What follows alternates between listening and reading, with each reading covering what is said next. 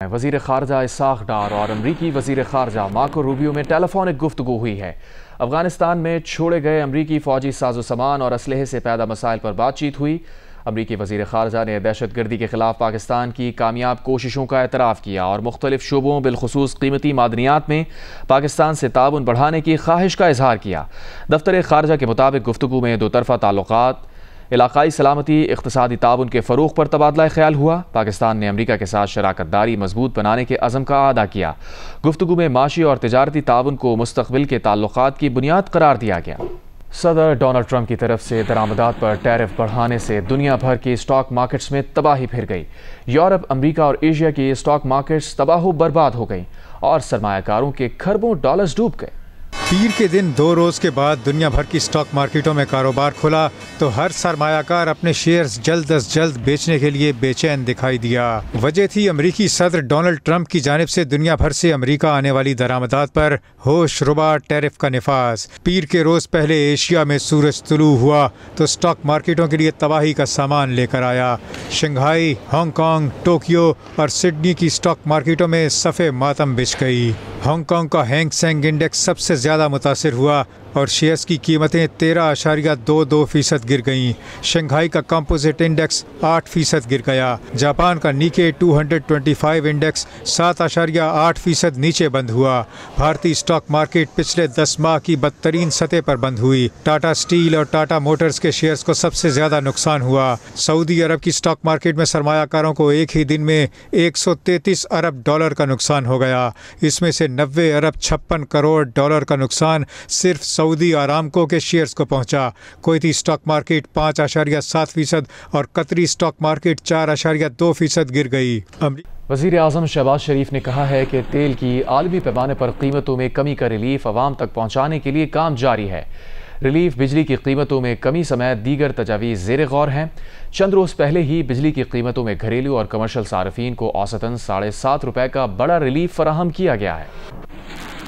समझता हूँ कि अब जो हालिया दिनों में जो तेल की आलमी मंडी में जो कीमतें पिछले 72 घंटों में ड्रास्टिकली कम हुई हैं, उसका हमें देर पा फ़ायदा हासिल करने की पूरी कोशिश करनी चाहिए। उसके लिए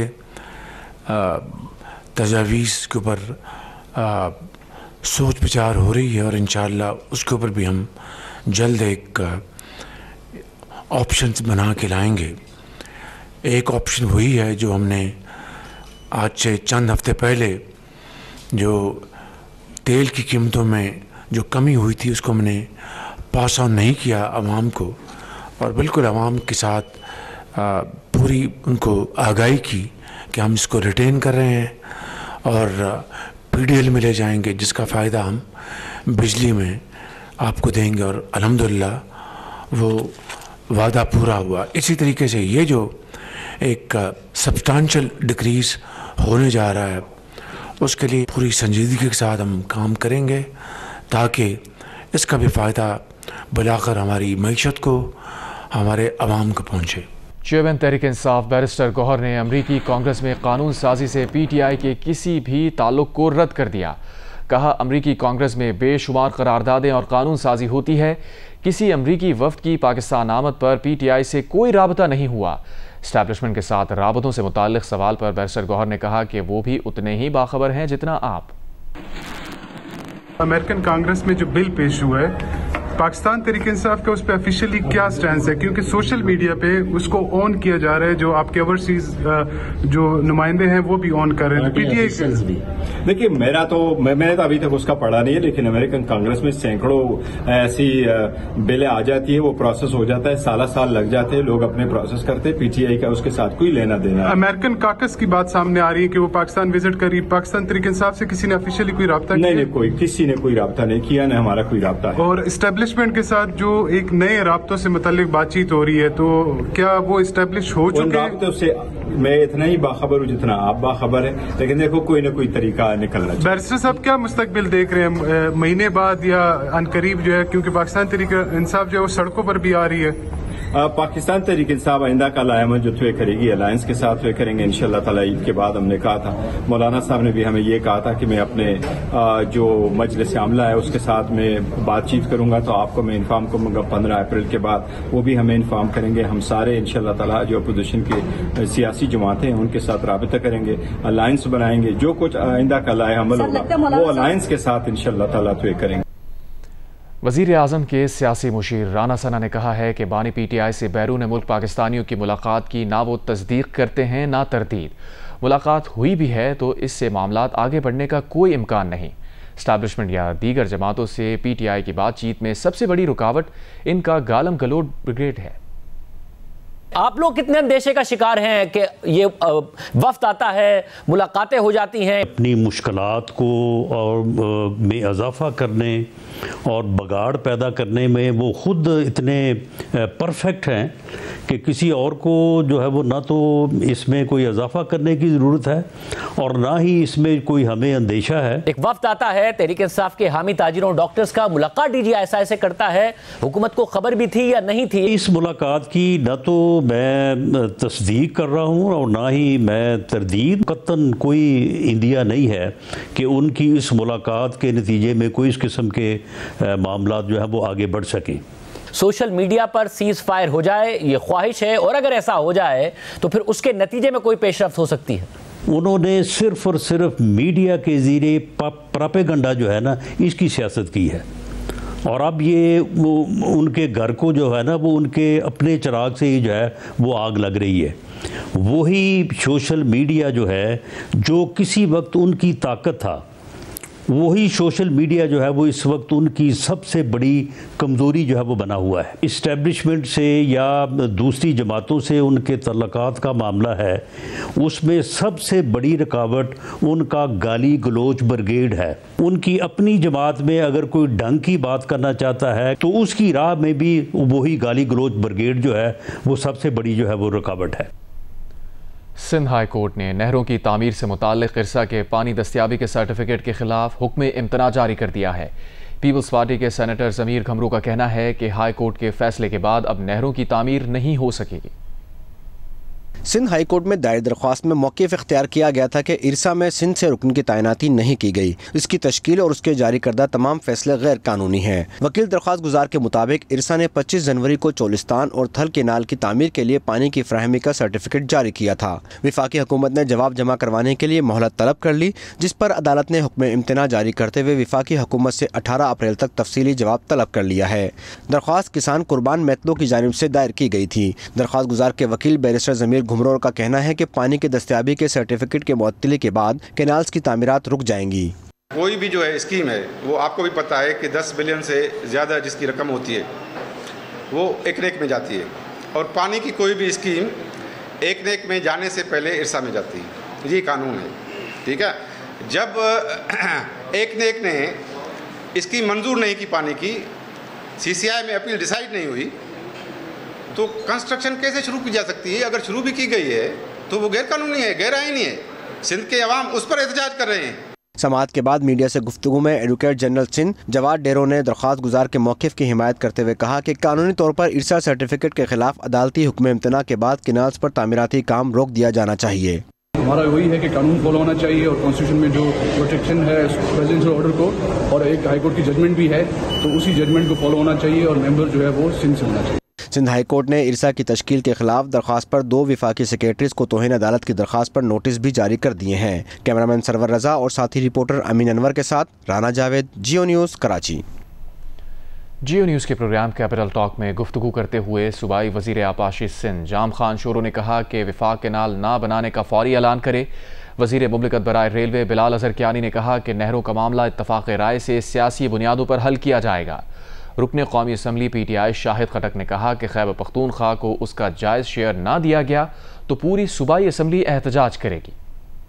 जो नहरों का तनाज़ा है और जो दीगर मामलात हैं, मरकज की सूबों के साथ लड़ाई चल रही है, सूबों की सूबों के साथ लड़ाई चल रही है। चेयरमैन साहब ये कह रहे हैं इस नहज पे हमें नहीं लेके आए कि हमें यह कहना पड़े कि हम ये हुकूमत छोड़ देंगे अगर आप कैनालों का मसला हल नहीं करेंगे। इनको फिलफौरी ऐलान करना चाहिए कि कैनाल नहीं बनेंगे। हम ये एक्सपेक्ट नहीं कर रहे थे कि ये आसिफ अली जरदारी साहब की मीटिंग को जवाब बना के पंजाब के वज़रा ये कहेंगे कि हम ये कैनाल मंजूर करते हैं। कतन नहीं, आसिफ अली जरदारी साहब ने ज्वाइंट सेशन में क्लियर कर दिया है कि हमें ये कैनाल मंजूर नहीं है। 27 दिसंबर को आसिफ अली जरदारी ने क्लियर कर दिया था सदर पाकिस्तान ने कि हमें ये कैनाल मंजूर नहीं है। जो भी इस मामले का नतीजा होगा ये कंसेंसस के साथ। तो आज सिंध हाई कोर्ट ने कंटेम्प्ट का नोटिस दे दिया है सेक्रेटरी एस्टेब्लिशमेंट को और सेक्रेटरी वाटर को। ये जुडिशरी का फैसला नहीं है, एक तनाज़ा है ना जी। जो अगर कोई टेक्निकल डिस्कशंस दरकार हैं उस सतह पे भी होंगी और जो पॉलिटिकल सतह पे भी उसके बाद जो डिस्कशंस दरकार हैं इस मामले का एक नतीजा निकालने के लिए वो होंगी और कंसेंसस के जो कुछ भी होगा कंसेंसस के साथ होगा। पाकिस्तान किसान राब्ता कमेटी जो है उसने पंजाब में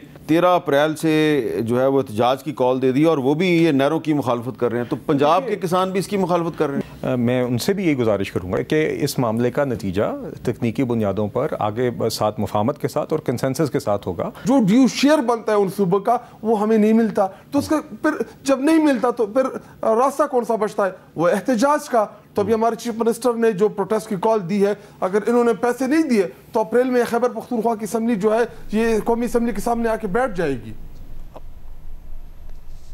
नायब वज़ीर आज़म इसाक़ डार ने कौमी असम्बली को यकीन दहानी कराई है कि वज़ीर आज़म की वाज़ेह हिदायत है कि नहरों के मामले को मिलजुल कर हल किया जाए, इसे बेहतरीन अंदाज में हल करेंगे। इसाक़ डार ने कहा कि जज्बात के रूह में किसी को नहीं बहना चाहिए, इससे गलत फहमियाँ पैदा होती हैं। वज़ीर आज़म ने पॉलिटिकल हैंडलिंग की जिम्मेदारी मेरी लगाई है, मेरा तो पीपल्स पार्टी के साथ बहुत करीबी ताल्लुक़ रहा है और रहेगा। नहरों का मसला सबसे पहले एक्निक में आया, जहाँ चारों सूबों की नुमाइंदगी है। हमें आपस में बैठकर सारी टेक्निकल चीज़ें देखनी चाहिए। उन्होंने कहा कि सिंध के पानी का एक कतरा भी किसी दूसरे सूबे को नहीं दिया जाएगा। गुजरात पुलिस ने ईद के दूसरे रोज़ मुबैना तौर पर अगवा करके इज्तिमाई ज़्यादती का शिकार बनने वाली खातून के 5 मुल्ज़िमान को गिरफ्तार कर लिया है। पुलिस तर्जुमान के मुताबिक मुतासरा खातून ने थाना बी डिवीज़न की हदूद में अपने साथ होने वाली मुबैना ज़्यादती का मुकदमा दर्ज कराया था। खातून के बयान के मुताबिक खातून को 1 अप्रैल के सुबह चिल्ड्रन पार्क के करीब से अगवा किया गया और नामालूम मकाम पर उन्हें इज्तिमाई ज़्यादती का निशाना बनाया। ताहम अगले ही रोज़ खातून की शिकायत पर पुलिस ने बरवक्त कार्रवाई करते हुए मुल्ज़िमान की गिरफ्तारी के लिए तहक़ीक़ात का आगाज़ कर दिया और ह्यूमन इंटेलिजेंस और दीगर शवाहिद की बिना पर 5 मुल्ज़िमान को गिरफ्तार किया गया। मुल्ज़िमान को शनाख्त परेड के लिए हवालात भिजवाया गया है। मुकदमे की मेरिट पर तफ्तीश होगी और जुर्म साबित होने पर मुल्ज़िमान को करार वाक़ई सज़ा दिलवाई जाएगी। इस्लामी आसार की बहाली के लिए तहरीक नफाज़ फ़िक़्ह जाफ़रिया के ज़ेर एहतमाम अक़वाम मुत्तहिदा के सदर दफ्तर न्यूयॉर्क के सामने मातमी एहतजाजी मुज़ाहिरा किया गया। मुज़ाहिरीन ने मुतालबा किया कि अक़वाम मुत्तहिदा अपनी करारदादों के मुताबिक जन्नतुल बक़ी और जन्नतुल मौअल्ला के आसार के तामीर नौ कराए। TNFJ अमरीका के रहनुमा मोहसिन जैदी ने इस मौके पर कहा कि जन्नतुल बक़ी के मसले को आलमी सतह पर उठाने पर आगा मौसवी को सलाम पेश करते हैं। जन्नतुल बक़ी में हज़रत बीबी फ़ातिमा सलामुल्लाह अलैह, अहले बैत अज़ाइम और सहाबा कराम के मज़ारात की मसमारी पर हर मुसलमान दिल गिरफ्ता है। मुज़ाहिरीन ने कश्मीर और फ़लस्तीन के मज़लूमीन से इज़हार यकजहती किया और अक़वाम मुत्तहिदा के सदर दफ्तर के सामने मातम और नोहा ख़ानी की। गज़ा में इसराइल के वहशियाना मज़ालिम के ख़िलाफ़ पाकिस्तान मरकज़ी मुस्लिम लीग की जानिब से मुल्क भर में एहतजाजी मुज़ाहरे किए गए। पाकिस्तान मरकज़ी मुस्लिम लीग के ज़ेर एहतमाम लाहौर, कराची, इस्लामाबाद, पेशावर और कोयटा समेत कई शहरों में एहतजाजी मुज़ाहरे किए गए। मुज़ाहिरों के शुरका ने इसराइली दहशतगर्दी पर अक़वाम मुत्तहिदा, OIC और आलमी बरादरी की मुजरिमाना खामोशी पर शदीद गम व गुस्से का इजहार किया। तर्जुमान मरकज़ी मुस्लिम लीग के मुताबिक हफ्ता यकजहती फ़लस्तीन के तहत मंगल को भी एहतजाजी मुज़ाहरे होंगे। बुध जुमेरात को सेमिनार और कॉन्फ्रेंसेस, जबकि जुमे को मुल्की एहतजाज किया जाएगा। और यहाँ आपको बताएं, अमरीकी वज़ीर ख़ारजा मार्को रूबियो और नायब वज़ीर आज़म इसाक़ डार के दरमियान टेलीफोनिक बातचीत पर अमरीका ने बयान जारी कर दिया है। इसी बारे में मज़ीद जानने के लिए रब्ता किया है कंट्रोलर जियो न्यूज़ नसीम हैदर से। नसीम हैदर, बताइएगा, महकमा ख़ारजा के तर्जुमान ने दोनों रहनुमाओं की बातचीत की तफसील क्या बताई है? देखिए, पाकिस्तान की तरफ से तो जो इस पर एक बयान आ चुका है, लेकिन अब अमरीकी महकमा ख़ारजा के तर्जुमान टेनी ब्रूस ने कहा है कि अमरीकी वज़ीर ख़ारजा मार्को रूबियो ने जब पाकिस्तान के डिप्टी वज़ीर आज़म और वज़ीर ख़ारजा इसाक़ डार से टेलीफोन पर बात की है। मार्को रूबियो ने दहशतगर्दी की जो दाइश के जो दहशतगर्द थे मोहम्मद शरीफुल्लाह की गिरफ्तारी पर और उसकी अमरीका हवालगी पर इज़हार तशक्कुर किया। फिर टेनी ब्रूस ने कहा कि मार्को रूबियो और इसाक़ डार ने इस तरह दहशतगर्दी ताउन जारी रखने की अहमियत पर भी जोर दिया। टेनी ब्रूस के मुताबिक वज़ीर ख़ारजा मार्को रूबियो ने कानून के निफाज में ताउन और गैर कानूनी इमिग्रेशन रोकने से मुताबिक पाकिस्तान के ताउन की अहमियत भी उजागर की है। और टैरिफ रूल्स के मुताबिक दोनों वज़ीर खारजा ने पाकिस्तान पर आयद अमेरिका के जवाबी टैरिफ पर भी बात की और इस पर भी कि शफाफ और मुतवाज़िन तिजारती ताल्लुकात कायम करने में किस तरह पेशरफ्त की जाए। उन्होंने बताया कि वज़ीर खारजा मार्को रूबियो ने अहम मादनियात के उमूर में अमेरिकी इंगेजमेंट का मामला भी उठाया है और इस बात में दिलचस्पी जाहिर की कि पाकिस्तान में अमेरिकी कमर्शियल कंपनियों के लिए मौके कैसे बढ़ाए जा सकते हैं। टैरिफ रूल्स के मुताबिक वज़ीर खारजा मार्को रूबियो और डिप्टी वज़ीर इसार डार मिलकर काम करने के ख्वाह हैं कि अक़वाम मुत्तहिदा की सलामती कौंसिल में पाकिस्तान के 2 साल गैर मुस्तकिल रुकन की हैसियत से ये दोनों ममालिक आलमी चैलेंजों से किस तरह से नबरदाश्त हो सकते हैं।